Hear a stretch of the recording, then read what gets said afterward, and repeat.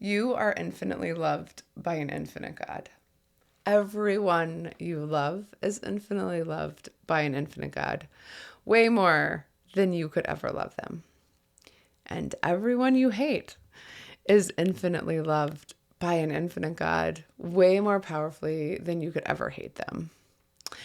Welcome, welcome, welcome to the Love Your Unlovable podcast. I am your host, the wildly unlovable yet infinitely loved Eileen Chevalier. Okay, so I first published this on a blog in 2011 on June 12th, most probably. I have since edited it, I'm sure, but this one is called The Bartender and the Boy on Tour. Lots of people go into bars looking for love. I went looking for enough of a paycheck to sustain me while I poured all my energy into my art exhibit. But I'd found a nanny job, so it was my last night tending the art and the bar at Bickett Gallery. I arrived after a long photo shoot of my work, which necessitated a photographer as ephemeral screen prints on skin are hard to sell. No going home for a shower or a bite to eat, just straight to work. As I was setting up, the bands arrived. Thanks to another early arrival, a boy who was in denial about our relationship, I was introduced as his girlfriend, and he convinced the bands that I should screen print on them.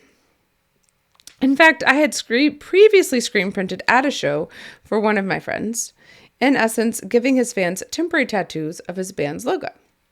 This time, I had screens with my original symbols and the logos of the exhibit sponsors. I printed Rock from Bird on a Rock across the guitar player's chest. Zach Westfall got the bullseye one. Mike Roy chose my personal logo for his forearm. At the end of an evening full of surprisingly impressive music, I was left with 3 characters.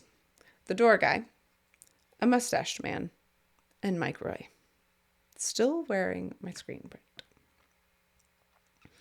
The door guy had been charged with sticking around to watch out for me as I closed up alone on a deserted street in the dead of night. Perhaps that would have been helpful if he weren't drunk. Or if he had questioned the other 2 men who stuck around when he finally left. As I recall that night now, I honestly can't remember interacting with the mustached man. I just know that he was there. We joked about it. We told our friends about it. We would see him around town and jab each other and nod in his direction and exchange knowing looks.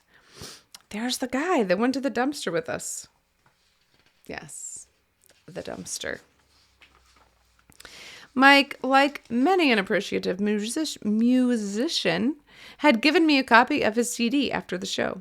He explained that the white-out drawings of a tree were a poor copy of his previously screen-printed album covers. Knowing the difficulties of getting a screen made once you leave the resources of a university, I offered to have a screen burned and sent to him. Since there were screens in the dumpster that Bickett shared with Aardvark Screen Printing, I suggested we try to find a decent one that he could use for his album cover. There we were. A penniless artist, a penniless musician, and a mysterious mustached man perusing the dumpster by streetlight. But there were no screens to be had. Mike and I instead found many similarities.